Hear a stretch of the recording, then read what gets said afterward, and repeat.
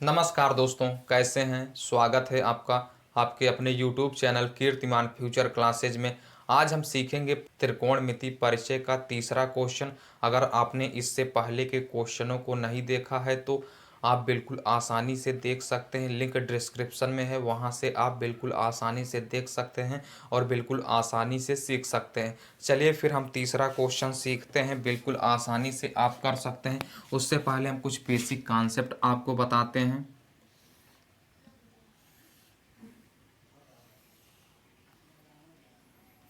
यह एक क्या है, समकोण त्रिभुज। नाम हमने दे दिया ABC। एक समकोण त्रिभुज है। समकोण त्रिभुज का मतलब जिसका कोण एक कोण 90 डिग्री का हो, यानी समकोण का हो। ये क्या है, 90 डिग्री है। तो हमेशा आप ध्यान रखिएगा, 90 डिग्री के सामने की भुजा हमेशा, ये हम थीटा मान लेते हैं, 90 डिग्री के सामने की भुजा हमेशा कर्ण होती है। बिल्कुल ध्यान से समझिएगा। 90 डिग्री यानी समकोण के सामने की भुजा, यानी जो AC है, ये क्या होगी, कर्ण होगी। और देखिए, थीटा के सामने की भुजा यानी कोण के सामने की भुजा, थीटा के सामने की भुजा क्या होगी, लंब होगी। और जो तीसरी भुजा होगी वो आधार होगी। एक बार फिर से समझिएगा, बिल्कुल ध्यान से समझिएगा। 90 डिग्री के सामने की भुजा कर्ण होती है। इसका मतलब AC क्या है, कर्ण है। और थीटा के सामने की यानी कोण के सामने की भुजा क्या होती है, लंब। और तीसरी भुजा क्या होती है, आधार होती है। ये कुछ बेसिक कॉन्सेप्ट हैं, आप समझ गए होंगे। और आप इसको जरूर याद रखेंगे, लाल बटे कक्का को, इसको आप जरूर याद रखेंगे। जहां देखिए, आप बिल्कुल ध्यान से समझिएगा। अगर हम साइन थीटा लेते हैं तो sine theta is equal to लंब बटे कर्ण होता है। तो लंब यहाँ हमारा क्या हो जाएगा, BC हो जाएगा। BC अपान कर्ण हमारा क्या हो जाएगा, AC हो जाएगा। ये आप समझ गए होंगे। इसी प्रकार ए काश थीटा इज इक्वल टू होता है आधार बटे कर्ण। आधार हमारा क्या है, AB है। आधार AB हो गया। और कर्ण क्या है, AC है। तो हमारा कर्ण AC हो गया। इसी प्रकार लंब बटे आधार टैन को बताता है। तो tan theta is equal to क्या हो जाएगा, लंब बटे आधार। लंब हमारा क्या है, BC है। तो BC हो गया। अपान आधार क्या है, AB है। तो AB हो गया। इसी प्रकार टैन का जस्ट उल्टा काट होता है। टैन का जस्ट अपोजिट यानी टैन का जो होता है लंब बटे आधार, इसी का उल्टा काट का होता है, यानी आधार बटे लंब। तो काट थीटा इज इक्वल टू आधार बटे लंब। यानी अब यहाँ से हम शुरू करेंगे। अभी तक तो हमने इधर से शुरू किया, लेकिन अब हम यहाँ से शुरू करेंगे नीचे से। तो आधार बटे लंब is equal to tan theta. Theta तो आधार क्या है, AB अपान हमारा लंब क्या है, BC है। इसी प्रकार इस सेक को बताता है, sec sec theta is equal to हो जाएगा कर्ण बटे आधार। कर्ण हमारा क्या है, AC है। और आधार हमारा क्या है, AB है। आप बिल्कुल आसानी से समझ रहे होंगे। इसी प्रकार कौशिक को बताता है, cosec theta is equal to हो जाएगा कर्ण बटे लंब। कर्ण हमारा क्या है, कर्ण AC है। अपान लंब क्या है, BC है। यही है कुछ बेसिक कॉन्सेप्ट, आप बिल्कुल आसानी से समझ गए होंगे। ये बिल्कुल आसानी से आप समझ गए होंगे। फिर से आप एक बार समझिएगा कि 90 डिग्री के सामने की भुजा क्या होती है, समकोण के सामने की भुजा कर्ण, कोण के सामने की भुजा लंब। यानी थीटा के सामने यानी कोण जो होगा, यानी न्यून कोण होगा, उसके सामने की भुजा लंब होगी। चाहे आप यहाँ भी अगर आप थीटा मान लेते हैं तो इस कोण के लिए लंब A हो जाएगा। अब A लंब हो जाएगा। इस कोण के लिए अब ये क्या हो जाएगा, भुजा AB लंब हो जाएगी। अगर हम इसको थीटा लेते हैं तो कोण के सामने की भुजा लंब हो जाएगी और एक काण ही रहेगा। अब तीसरी भुजा ये आधार हो जाएगी। आप बिल्कुल आसानी से समझ गए होंगे। यही कुछ बेसिक कॉन्सेप्ट है। चलिए फिर कुछ और बेसिक कॉन्सेप्ट सीखते हैं, उसके बाद हम इस क्वेश्चन को हल करेंगे। अगर आपने इससे पहले के वीडियो नहीं देखे हैं तो लिंक डिस्क्रिप्शन में है, वहाँ से आप देख सकते हैं, बिल्कुल आसानी से सीख सकते हैं। चलिए देखिए फिर पाइथागोरस प्रमेय क्या होता है।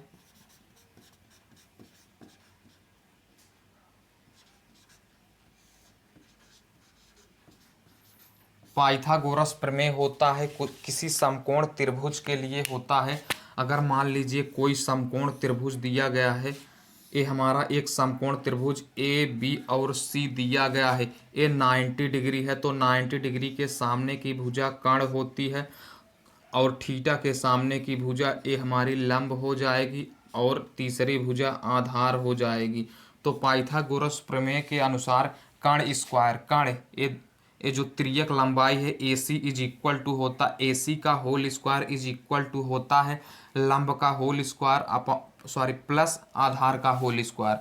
तो यहाँ से क्या हो जाएगा, पाइथागोरस प्रमेय कर्ण स्क्वायर इज इक्वल टू लंब का स्क्वायर प्लस आधार का स्क्वायर, यही होता है। तो यहाँ कर्ण क्या है, AC है, तो AC square is equal to हो जाएगा लंब क्या है BC है, तो BC स्क्वायर इज प्लस और आधार क्या है AB है, AB स्क्वायर। यही एक फार्मूला निकल कर आता है।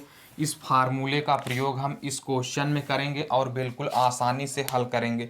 उम्मीद करते हैं आप कुछ बेसिक कॉन्सेप्ट बिल्कुल आसानी से समझ गए होंगे और इस प्रकार के क्वेश्चनों को बिल्कुल आसानी से कर सकते हैं। चलिए फिर क्वेश्चन हम ले लेते हैं। लाइक ज़रूर करिएगा दोस्त, समझ में आ रहा होगा तो लाइक ज़रूर करिएगा, सब्सक्राइब करिएगा, शेयर करिएगा। चलिए बेल आइकन जरूर प्रेस करिएगा सब्सक्राइब करके। तो दिया क्या गया है, sine A is equal to 3/4, तो कास ए और टैन ए का हमें मान ज्ञात करना है। तो चलिए हम एक बनाएंगे, क्या एक समकोण त्रिभुज हम बनाते हैं।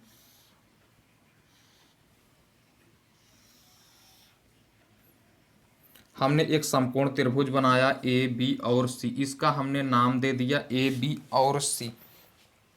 आप बिल्कुल आसानी से यहाँ तक समझ गए होंगे। तो ये 90 डिग्री है, यानी 90 डिग्री यानी समकोण है। तो समकोण के सामने की भुजा क्या होती है, कर्ण होती है। और देखिए ये क्या दिया है ए, यानी यहाँ कोण क्या है ए, तो इसके सामने की ए के सामने की भुजा क्या हो जाएगी, लंब हो जाएगी और तीसरी भुजा हमारी आधार हो जाएगी। यहाँ देखिए हम ऐसा क्यों कर रहे हैं कि हम इसको ही लंब मान रहे हैं, क्योंकि साइन ए दिया है तो ए हमको कोण लेकर हल करना है। तो ए के सामने की भुजा क्या हो जाएगी, लंब हो जाएगी। तो चलिए करते हैं solve. Sine A is equal to 3/4 दिया है, आप इसको जरूर याद रखेंगे, लाल बटे कक्का, ये शॉर्ट फॉर्म है याद करने के लिए। तो sine A is equal to क्या हो जाएगा, sine A is equal to 3/4 और sine A is equal to क्या हो जाएगा, लंब बटे कर्ण।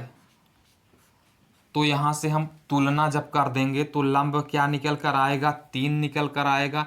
अगर हम इसकी तुलना करेंगे तो लंब कितना निकल कर आएगा, 3, और कर्ण कितना निकल कर आएगा, 4। यहाँ से 3 और 4 निकल कर आएगा। तो हम लंब की जगह पर क्या रखेंगे, 3 रख देंगे और कर्ण की जगह पर 4 रख देंगे। और हमको ये 4 है, कर्ण की जगह पर हम क्या रखेंगे, 4 रखेंगे। और आधार को हमें निकालना है। तो आधार को हम कैसे निकालेंगे, अभी अभी हमने बताया पाइथागोरस प्रमेय। तो क्या हो जाएगा,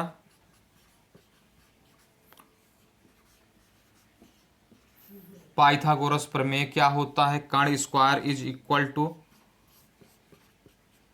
लंब का स्क्वायर प्लस आधार का स्क्वायर, यही फार्मूला होता है।